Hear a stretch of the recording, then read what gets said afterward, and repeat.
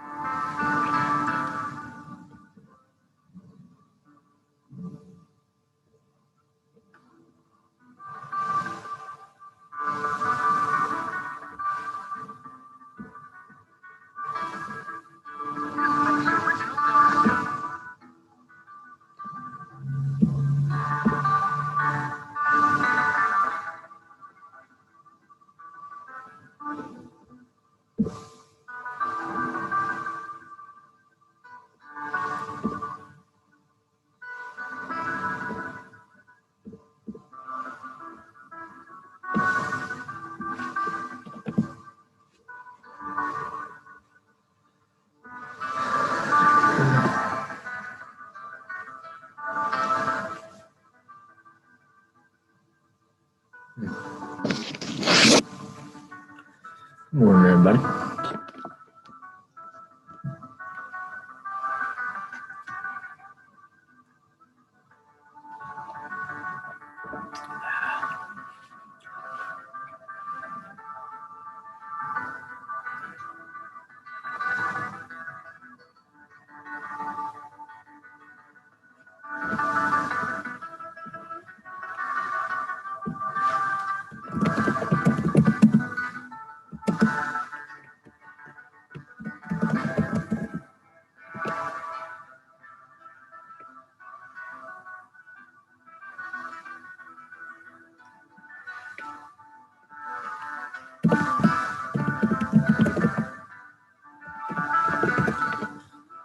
Be right back, guys.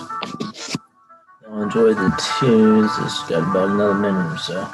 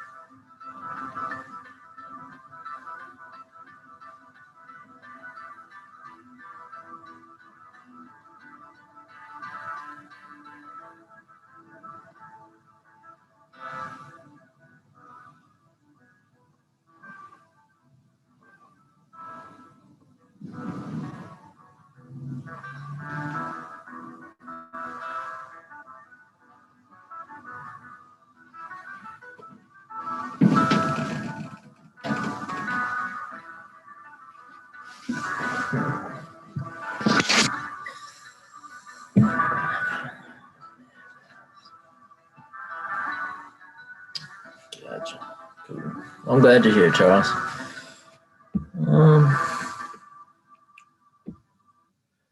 I know I had music going for the first good bit. I'm not going to try to keep it too long today. There is a different song, though, I want to play. It'll kind of lead us in to this discussion.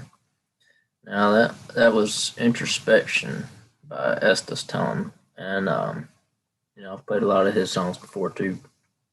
He's also that one that played with the Hungarian guy I told y'all about a week or two ago. But well,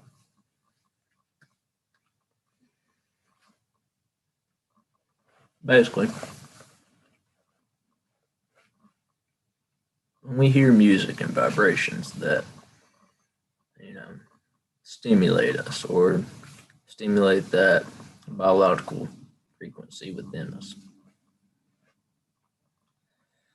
we tend to allow the governance of our biology to act on its own accord.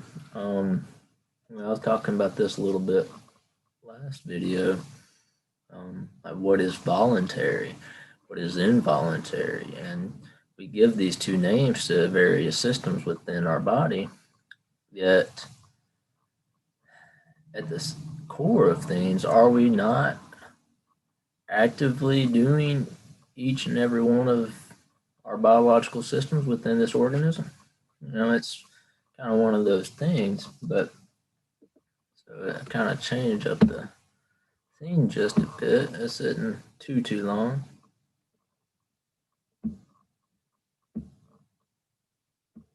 But yeah. Cool. Now,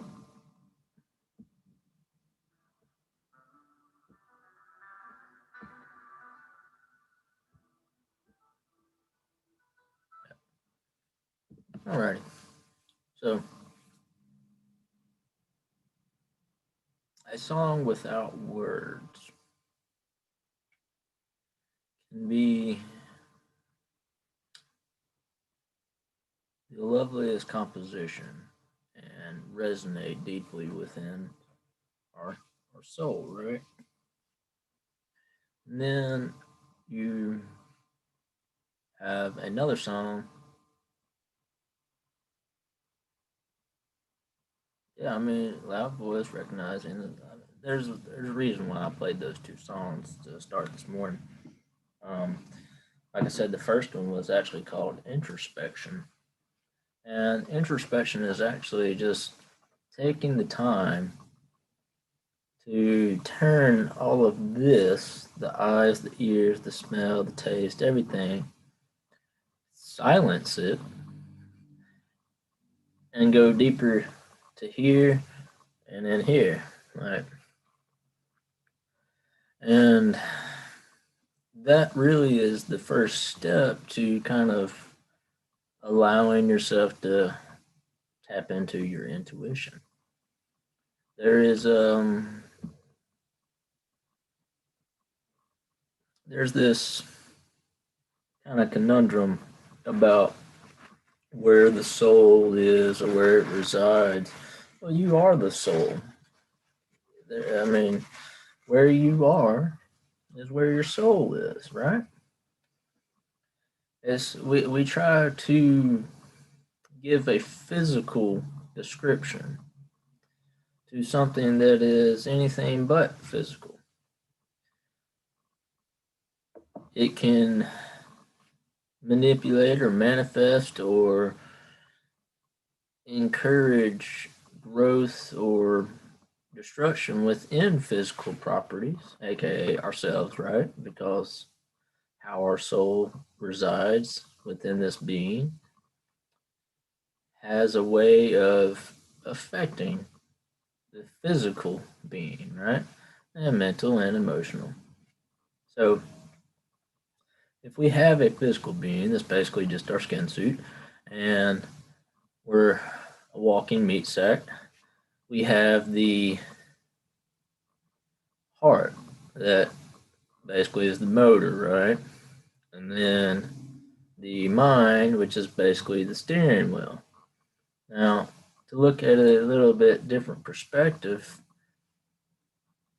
if you're driving a car, you need a motor, yes, and you need a steering wheel, and of course the wheels that are attached to the axles and everything. And I mean, just all different components to make a car work, right? It needs an operator. It needs a functioning. I mean, they've even used test dummies, right? But I mean, it still applies the function to those mechanisms to allow them to work. So our soul is sitting in the driver's seat, and it tells our mind the possibilities that allow for perception. It also tells our heart, kind of pulls at the heartstrings, you know, when we have that little saying. So, really getting in tune with one's soul is the silencing of the physical being, the tuning in of mind to heart ratio. All right, this is really important. Excuse me 1 second. Excuse me. So, when the mind and the heart coincide in purpose and in function, the heart being the intuition, the heart, think of it like a harp, you know, as you how you stroke those chords basically dictates the beautiful sound that comes out. So as you pull at your heartstrings, we, you know, appreciate it. Whatchamacallit, we are making emotional music, right? We sit there and put forth these intuitional frequencies, these vibrations. We start to feel these different things that are outside of ourselves, but are definitely happening in the now, right? And I've said it many times, it's not necessarily happening to us, it's just happening, and we may or may not be involved or whatever the case may be. So that's our heart. That's our intuition. That's our basically the radar, right? Well, the mind is more like the, well, I'm kind of confused too, really. The radar should be the mind, because the mind is basically what allows us to perceive the physical and material world and ethereal world. I mean, it perceives all different things, right? However, it takes little bitty blots, this blot here, one over here, and then it creates the world and the image around it. So when we think about how a being functions, or how we basically transverse time and space, as we like to call it, there is this possibility that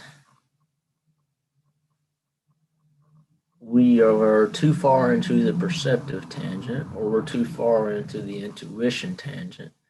And, you know, the goes back to like kind of a old idiom of the way is narrow, right? Narrow is the way.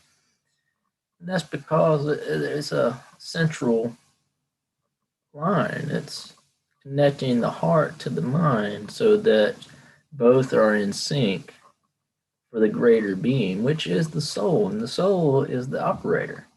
The soul is the guy sitting in the driver's seat, and applying brakes, hitting the gas, left turn, right turn, so forth, right?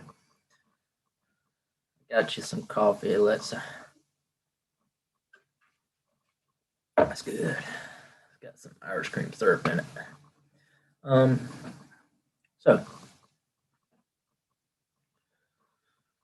when we are looking at society as a whole, like throughout history, you can kind of start to take apart different things. There's something called cleodynamics, which is a study of the various components through history, um, sociological mishaps, or the culture, the people, the places. I mean, it takes in a lot of different databases to make a bigger database, so you can basically try to expound some type of answer of why this happened in history and supposedly why it might happen again.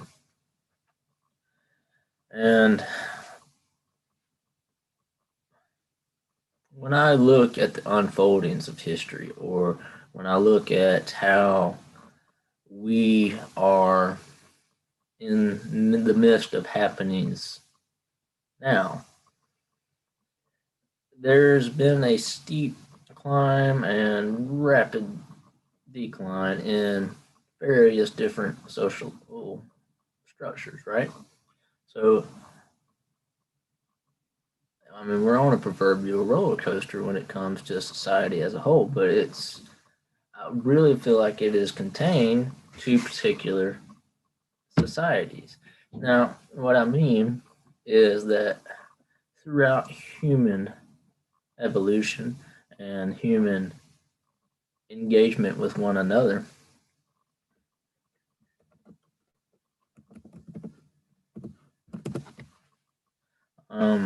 we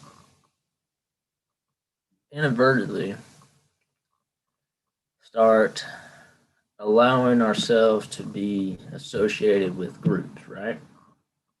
So you have maybe all long hair people, or these people are short, or, I'm not going to really just categorize different groups, but I mean, that in itself can be easily seen, right? So when society, or just humanity as a whole, starts to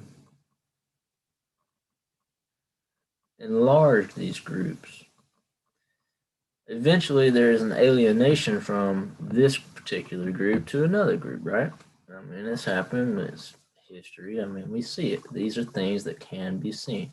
So when this does happen, and we allow that alienation of other groups, or just all the way. Hey, Marge.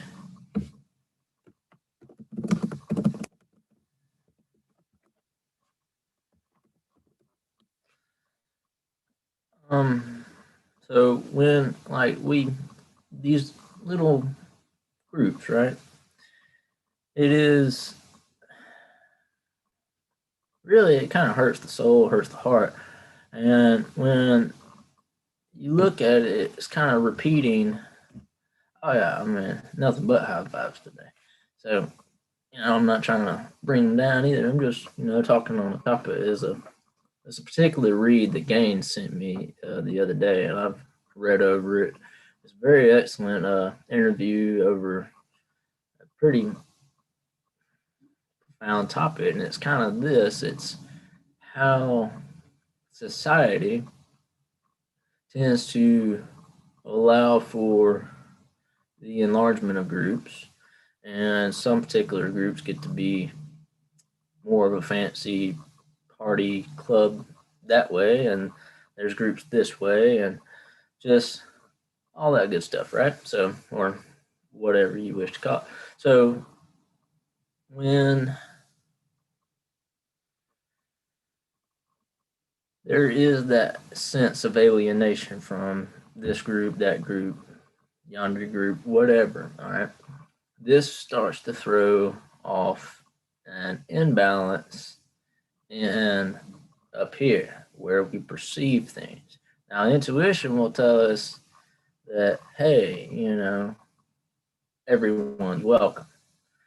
But it's preference and perception and social culture and all these things that just slowly get seeped into you, either by parenting or by just context. And that's honestly how we learn quite often.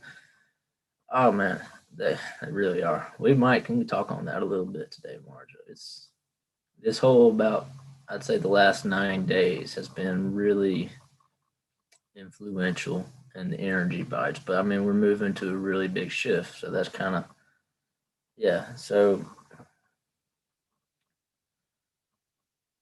all right.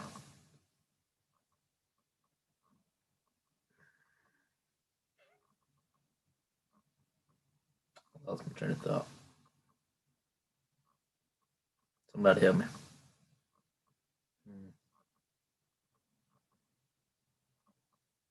Oh, yeah. So, intuition, inclusive, right? Perception, exclusive. So, when this takes over, we lose sight of the heart. And last episode, we talked about the yin and the heart space and all this. We need a balance between this. And it's the epitome of the yin and yang would be not the inner turmoil of the soul or the dark night of the soul, the shadow work. Yes, it can be associated with that, but really, in a wholesome sense, it is attuning this to this, making your mind and your heart coincide with their purpose. And their purpose is driven by your soul. And every soul, regardless of perception or intuition, comes from source, comes from the greater of all things, and comes from God. And in a sense, it is. They really. Oh, you're fine. You're fine, Marge. You should know by now. I'm already all over the place. Um, I do see what y'all are saying. I do try to chime in a little bit. So when we're vibing, see, like we're vibing like this. There's more of a mixture between the two sources of input, but the output and input is both the same from our source, which is our soul, and it's the reality in which we choose and live in. It becomes perception and intuition, right? So, yes, emotions are affected. However, like that's kind of what I'm getting at. It's like when we start turning these mechanisms to work with each other and for each other instead of interdependently because we think one may be involuntary and one's voluntary. Well, you beat your heart, right? I mean, we can put our hand on our chest and sit here and concentrate hard enough and either slow down or speed up a heartbeat. So, invariably, we beat our heart. We think our thoughts. We breathe. And there's many things like this that we start to kind of gloss over as, oh, that just happens. Well, I mean, you're doing it. It's not happening. It's being done. You are the happening, right? So when we push that thought a little further and look at it in a whole social aspect of things, the Clio dynamics, what I was talking about, the study through history, through all kinds of social dynamics and cultural mechanisms, all that good stuff. All right. There is a trend within complex societies that starts to these groupings. And then from the groupings is alienation, and from the alienation, the groups are further split into almost a hierarchy. Now, to take one of Marge's terms, the Lucy Fairy Tale Theater,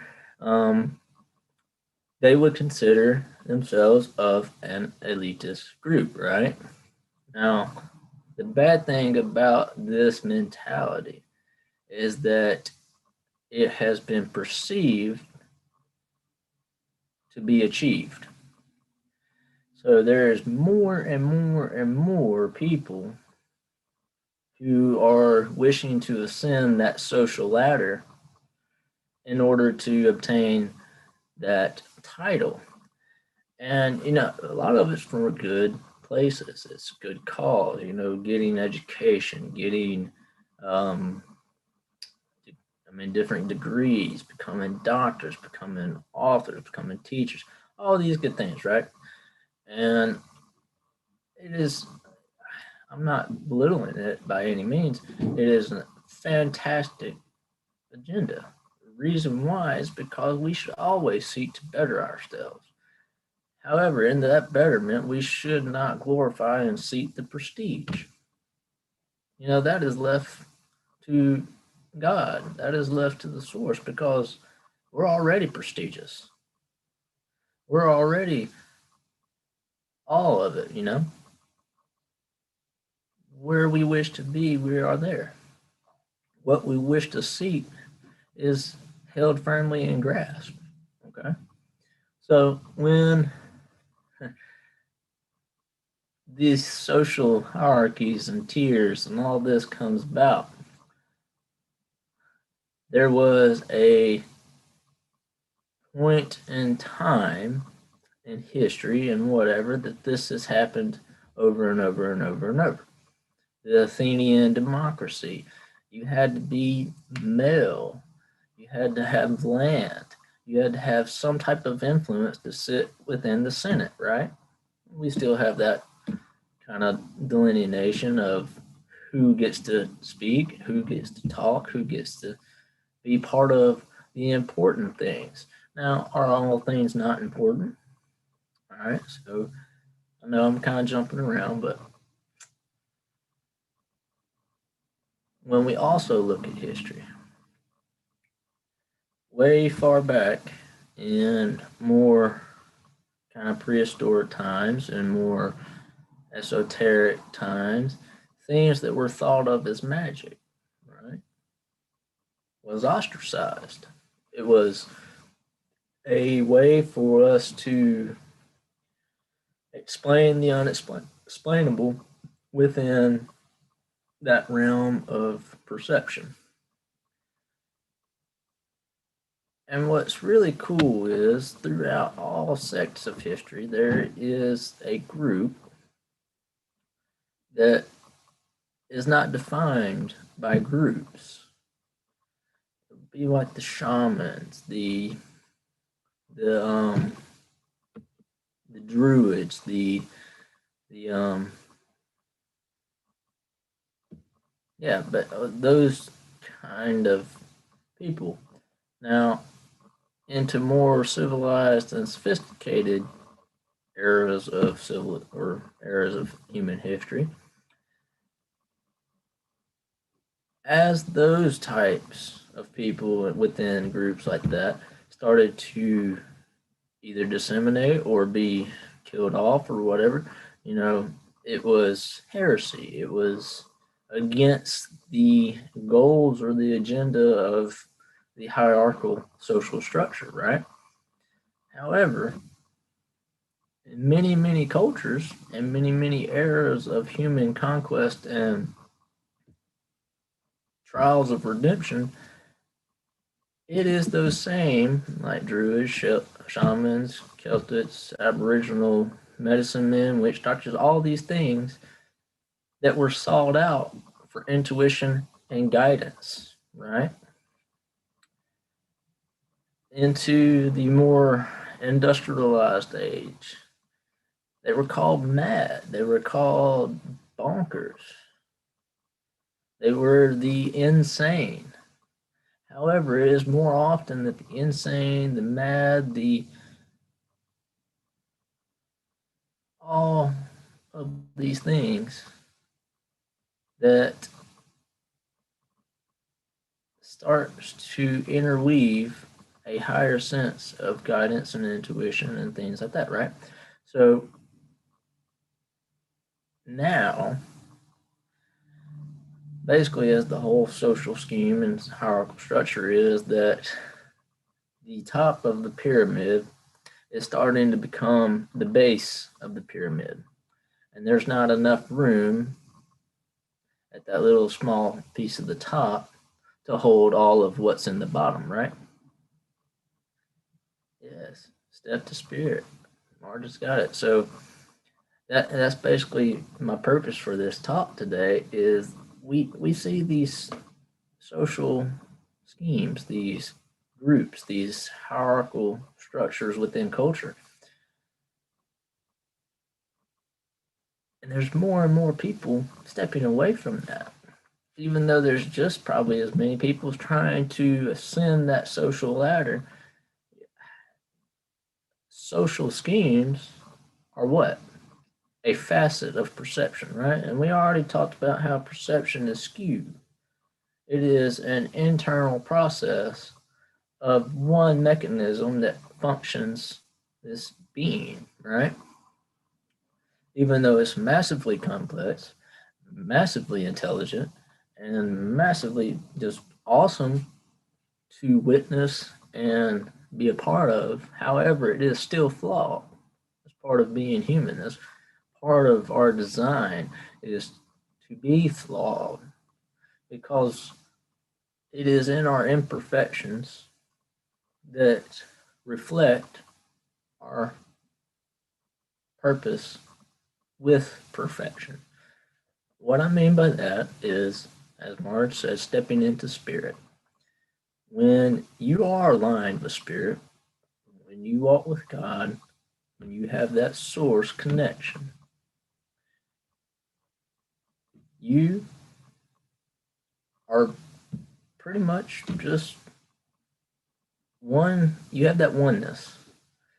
You realize the suchness, which I can't remember the Sanskrit term right now, so forgive me, but everything out there, everything in here behind me, what we see, this screen, suchness, right? It's all suchness. Well, when you embrace the oneness of everything, the suchness is all an extension of you, right? So instead of picking, well, that rock should be over there, or that rock should be called a boulder, it is all part of nature and is all part of creation. And these are things that has slowly been chipped away from our perspective, not mind, and closed off to our intuitive heart, right? That's what I'm getting at. Allow your intuition and your perceptive mind to start working together. If you look out into the world and you think it might be right, what does your heart tell you? Or if you go into a situation flooded with emotion and just feelings everywhere, take a step back and turn this in here and start to see what emotions, what feelings, what intuition is sending those spidey signals. Could it be some trauma? Could it all be a manifestation of altered perception? You know, these are the questions that you ask yourself. Now back to the whole scheme of society. This paper, it basically predicts the downfall of complex societies. I mean, it's through the course of 200 lifetimes, the last 10,000 years, recorded human history. Y'all know how I feel about that. We're older than that. We've been here longer than that, and we will be. All right. So, I mean, there's purpose. So, when I did see the question, by the way, Tricky. We'll get to that in a minute. It's a good question because I like it. I like talking about Sumerians. Um, so when we flow with higher vibrations, with being in line with what we're supposed to be, achieving our soul's purpose, and being present now in this gift given by God, the happenings, right?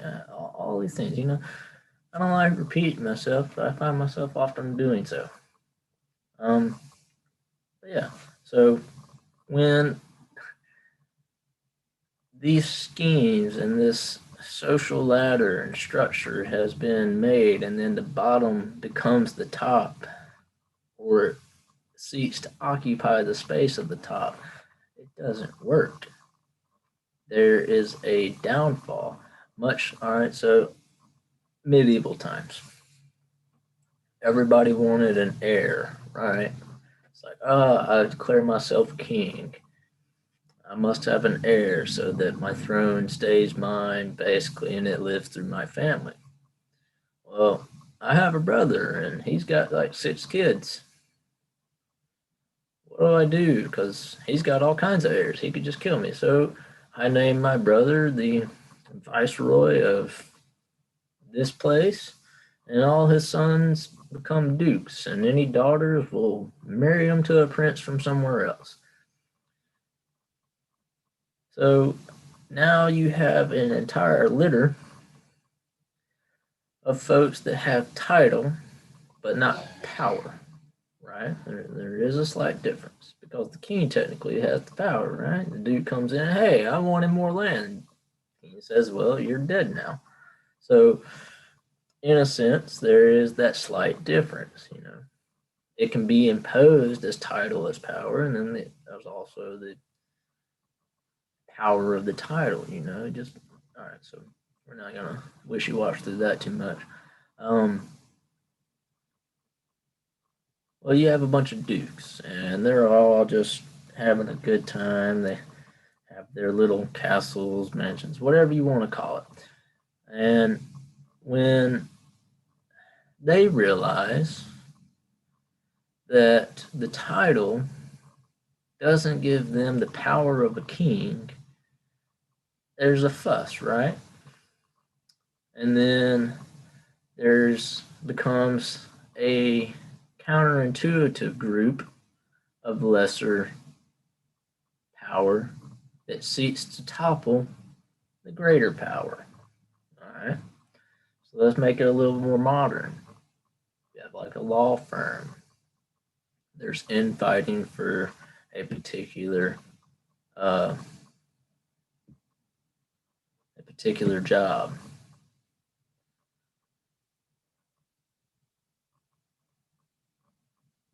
Who is going to try the hardest for that job? Someone who has a fresh new title is saying, I passed the bar, I can practice law, or someone who's been soft cushioned and, might work for a different firm. Well, the hiring process would show that, hey, dude over there is experienced. He's got 15 years in the business, and he would be a good asset, but he's comfortable. He's over there at his firm. What will we have to do to bring him over? And then you got 6 or 7 new graduates and fairly, I would say, novice practitioners. And then they're each going to do everything they can to slur, slander, and break down the competition to make their name, right? Which, in the grand scheme of things, ends up being all of society, where the powers that be seem to have leveled the playing field and there's a stark order to things until there's folks who have the credentials or have the merit or have the idea that that could be them, and it starts to happen. now there is bukudos of power, but no place to put them. So there starts to be infighting. There starts to be counter power, basically. And the top of it is talking about the elitist groups, and there's how it begets and spawns counter elitist from folks who were elitist or are becoming elitist. They have reached that status, but only to do so to take down what was already there, right? So here's the thing. Yes, everything we've learned is about to be turned upside down. I'm actually gonna talk about that when we talk about the Sumerian stuff. So when we dive into these things, when we start to break down these trends, call them trends because it's the social dilemma, it's the social hierarchy throughout the human era of civilization, from each progressing civilization to the next. And it gets us to where the tipping point that we are now. And people were freaking out about it, or people were really upset, and all well and good. However, the fall of Rome was an apocalyptic event, right? But everybody that Rome subjugated for a moment before more fighting and stuff tasted freedom. So was that an apocalypse or was that a liberation? Questions to ask. Same thing with, say, the Khan invasion of Asia. Many different territories were invaded by the Khan, and many fought back. Eventually, the Khan had a strong foothold within most of Asia and parts of Eastern Europe, kind of Eurasia area. So,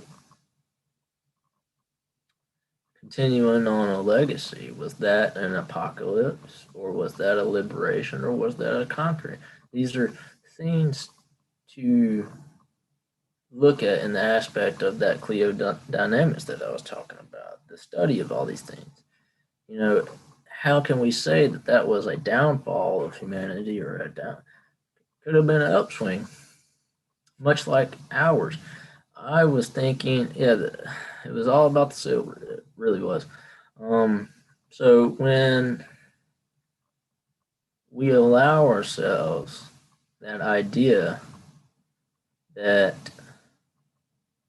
social scheme and structures and things will collapse,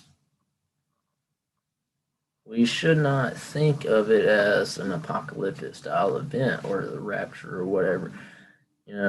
We are transitioning into a cosmic shift. And what I mean by cosmic shift is it is a high intensity vibrational pattern that is about to be coming in droves, not just wave after wave, but I mean in droves. When it does, it is back to those people that were mad. That old guy sitting on the corner that's been there for as long as you can remember, with the cardboard sign saying the world's going to end. Yeah. Backwards is Heyoka forward. Right. It might look like we're falling, but we're actually rising. It might look that we're crumbling, but we're building anew. We are stepping towards the light and towards the source, towards the spirit, as a collective. Now, sure, there's plenty that are stuck in emotional frequency and letting fear dominate them, all these things, and it doesn't help that the social scheme, the social structure is perpetuating that. That's where I'm saying not only are the just need for so-called groups, and it's not really a need, it's more of a want and a survival instinct. Yet it's that survival instinct that will eventually also lead to non-survival. The reason being is like, I mean, they put it in movies too. That's the bad thing, like a zombie movie. Somebody comes in trying to ration out food, but it starts an infighting thing. And, instead of helping each other, whatever, all that stuff, they kill each other.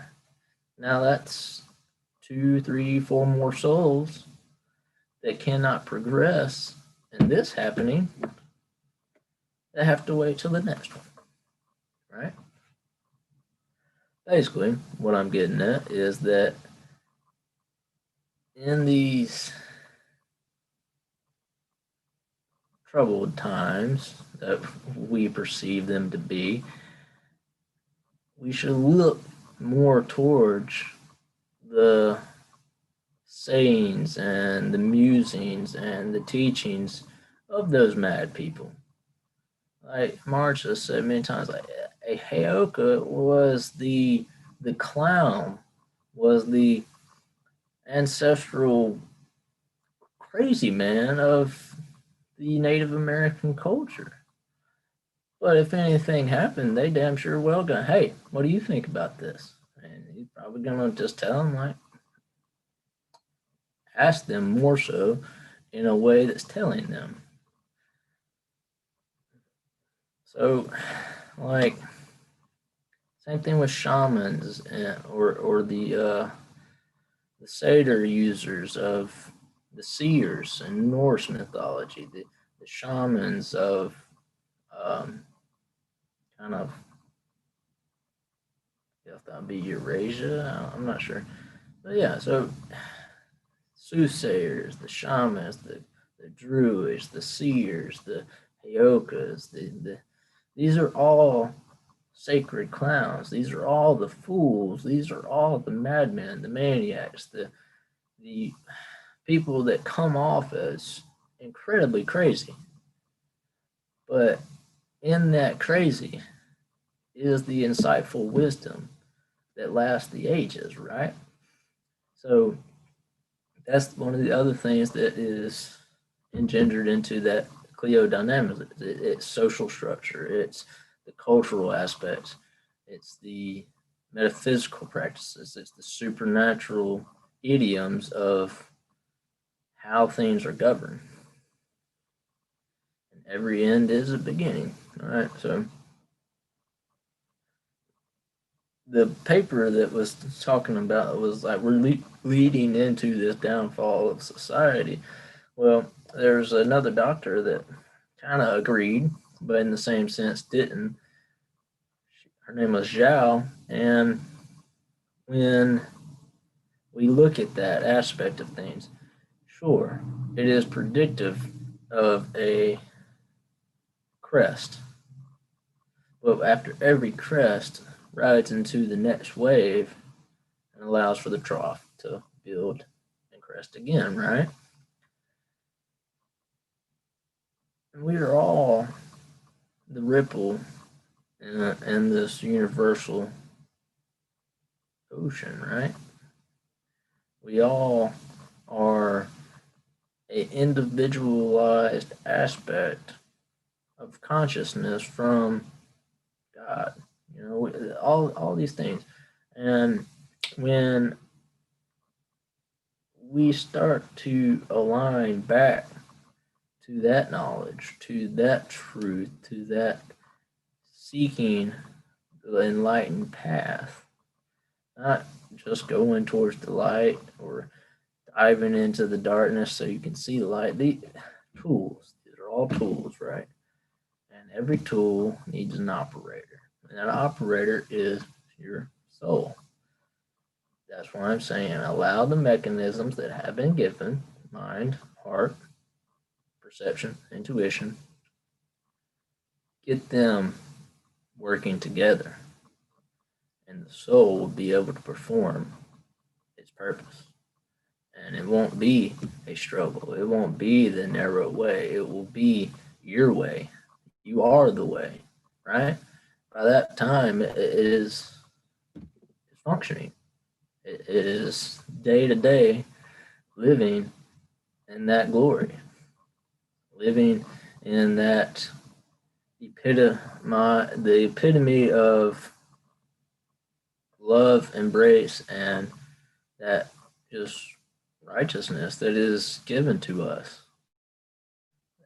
For some reason, society just wants to step away from, and that is the social scheme, the social structures.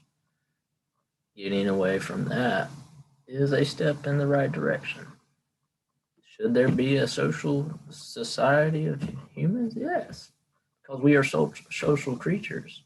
But unlike other social creatures, we tend to have a perspective of I do this because of this, instead of the natural order is I do this. I am doing this. I did that. Very simple. There's not a because to the natural order. There is it. You are it. See, and that's another thing. 2020 has been one of the best years ever. We've conquered challenges. We've manifested change. We have ignited the spark that was given by God. I mean, like, it's always there. We're just now starting to realize it in a massive scale, and it's a beautiful thing. And,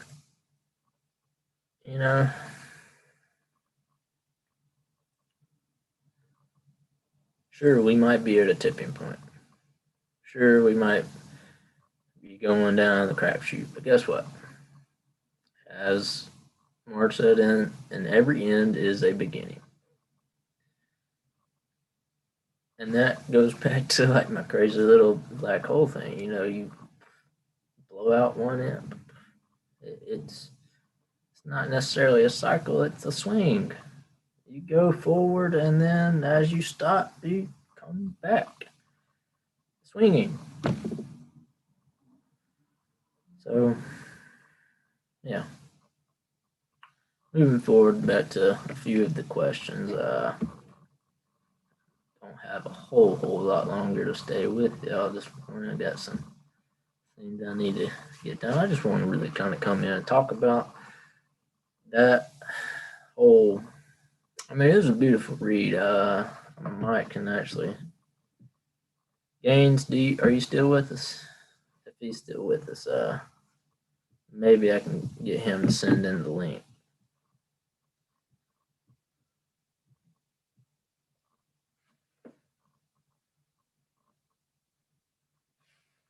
Whatchamacallit.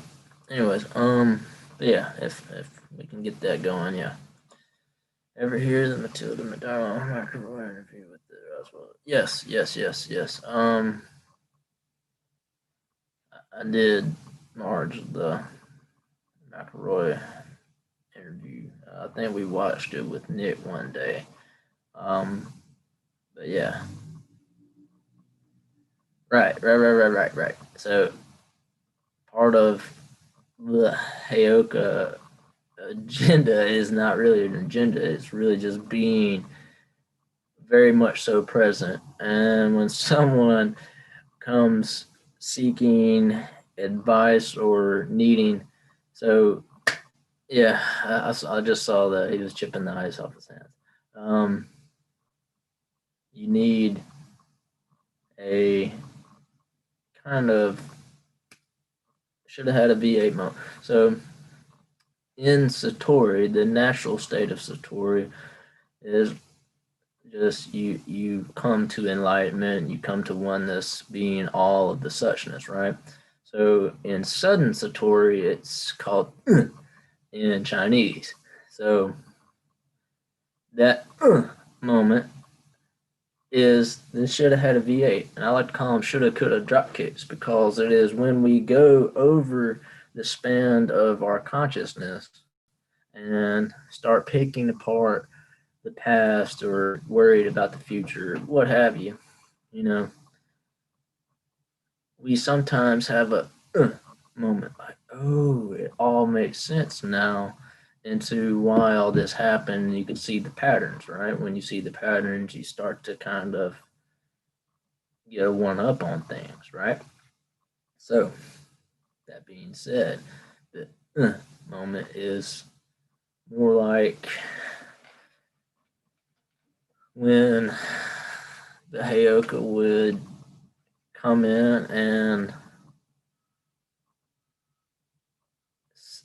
maybe it's in a way so hyenas cackle and the warriors were asking to become lions and imbue them with the might of a lion so they can conquer their enemies. Well, Heyoka would start cackling like a hyena. And that's it. Wouldn't throw dust, wouldn't make a potion or anything like that. It's because you were seeking the answer to a wrong question. And it's more often than not, we think we have all the answers, but we really truly do not understand any of the questions. And that's what I was getting back to, keeping this in line with this so that they work.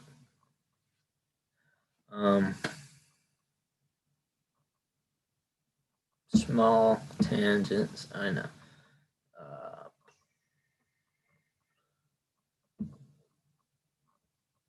Tricky, I know you had a question about the Sumerians, and I'm trying to go back over the rest of questions. The energy has been really all over the place, but I don't know what's that, but I kind of assimilate that to just the not only the present human condition, but also the cosmic condition, and they're starting to smash together. That's where I see the chaotic energies flowing from. Not only our predicament, but the cosmic predicament. And we've talked about that, and that'll be actually another episode later, probably the first of next week. Maybe another Monday musings. We'll see. Oh yeah, guys, keep up the prayer. Keep up the prayer.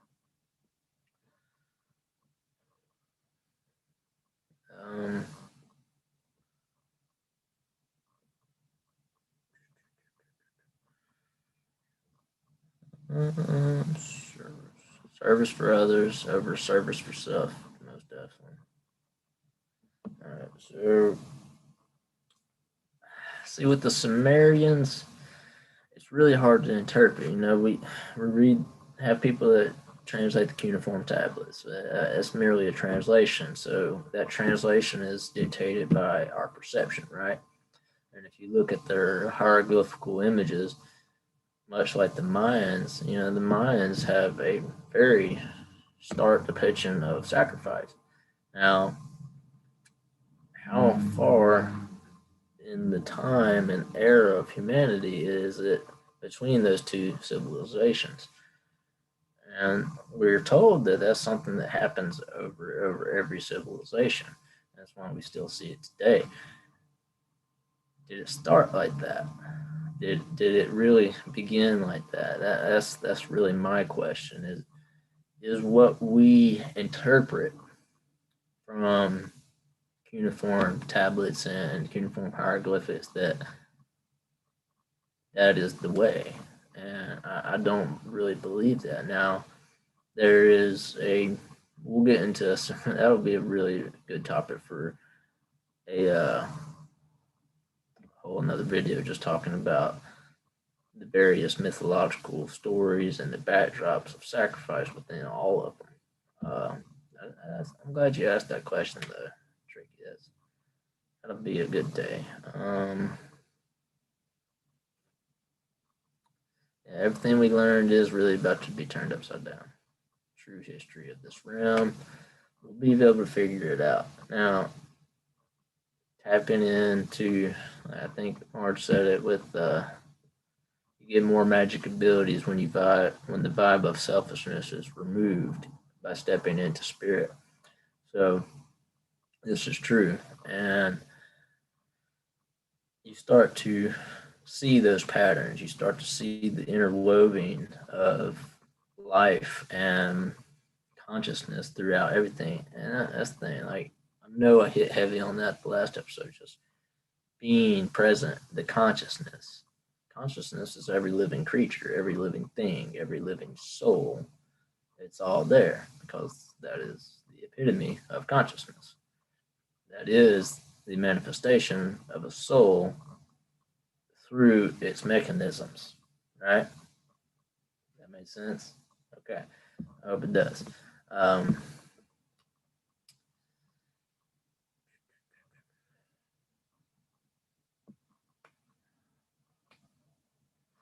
See, all right. When reading over topics, reading over history, it's good. I've said it before too. Like, to the victor goes history. To the victor goes the spoils. Well, part of the spoils is history. Like, what you say happened. But there is a truth. There is an underlying truth to everything, and tapping into that allows for further intuitive and revealings of those truths. So it's not a lost cause. Read, educate yourself, research, do cross reference things like, hey, this civilization or this piece of history says that the Mayans were sacrificial barbarians. And well, they look at the Spanish like conquering, like basically the apocalypse. They looked at them like the four horsemen.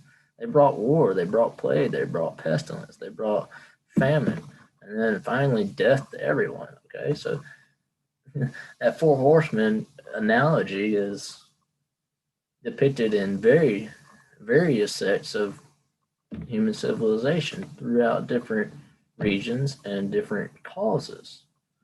So, like, yes, don't put it off because we may have been lied to about what is incumbent of everything, but that's not everything. So just that's my answer for that.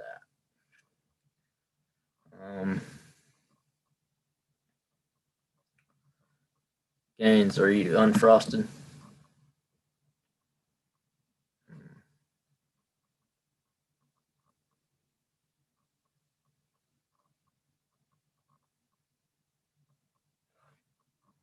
Eh. Hey, where I'm at, it's a blanket of gray too, but it's still a beautiful day. If you stare into the gray clouds, there's silver lining somewhere. I mean, that's just looking at nature. So I mean, it's really all good things.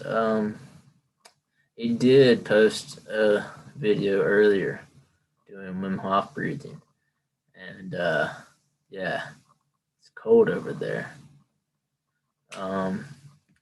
Let's enjoy your day. I'm actually going to be going here soon too. Let me find this link to our. I would like y'all to have this link because it's a long read, but it's a good read. So let me do what I can to type it in real quick.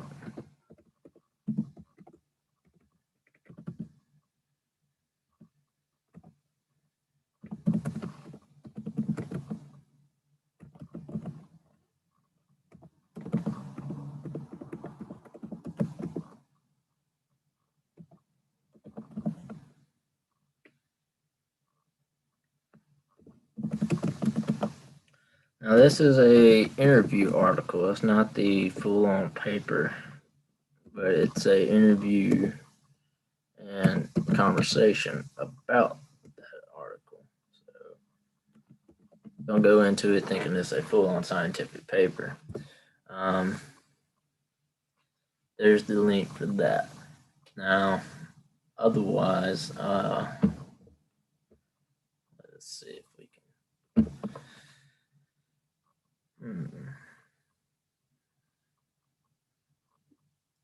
Another biggest thing I want y'all to ever take away from any of my thoughts or whatever the case may be is that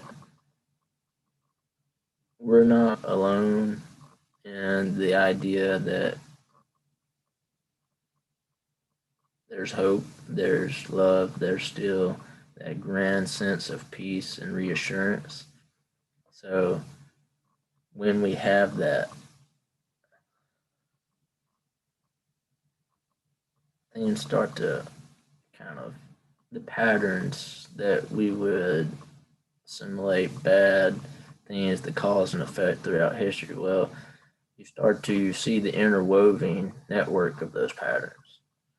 And just much like I say, our choices are dictated by our conscious perception of outcome. We sit here and are able to kind of navigate those patterns in a way that the unfolding is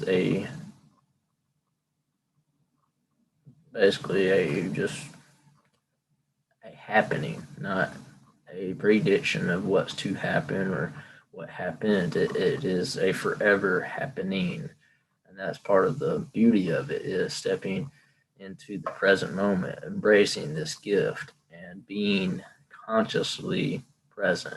Silence, sound of silence, right? Silence the mind, tune in with the heart, and allow them to work interconnectedly, and your soul thrive. Okay. I know I just talk as if it's like, hey, it's simple as that. And it takes practice. It does. Practice does not make perfect. Practice begets improvement. It's utilizing that improvement, striving towards perfection, that we allow the presence of the beauty that we wish to achieve. Right? Well, I don't see a song that I can keep going.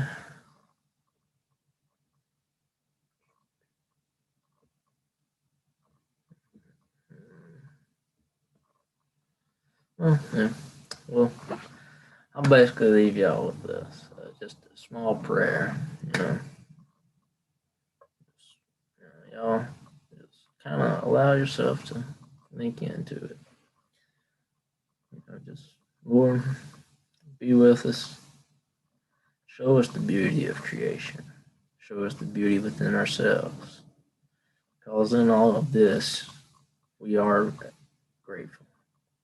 We are able to perceive and intuit what has been given as blessings and divinity. We're able to enjoy the happenings, the moment.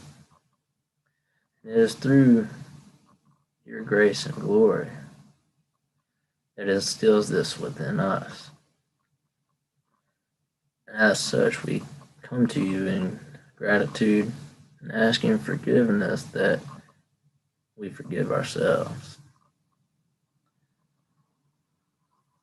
We push forward seeking a greater sense of being, when being who we are and being present is very much so what you have chosen and allowed for us. And as we continue our day, let it be of service to your glory, to humanity as a whole, and in tune, nourishing the soul within us instead of the ego that seeks being selfish. It is in humble regard that we ask all these things, in grateful hearts and humble minds. We ask for these blessings, for your forgiveness, and remain eternally grateful for having them. And as such, in Jesus' name, amen. Something simple like that, y'all. Very simple, you know. And it doesn't have to be a full-on prayer. It can be just, Lord, be with me. God, be with me. The name that you have for the greater all, the greater one, us, the creation, the creator. It's all fine. Just tap into it. Speak to it. Affirm it, right? Speak out, and it shall be done. Have faith, and that mountain will move, right?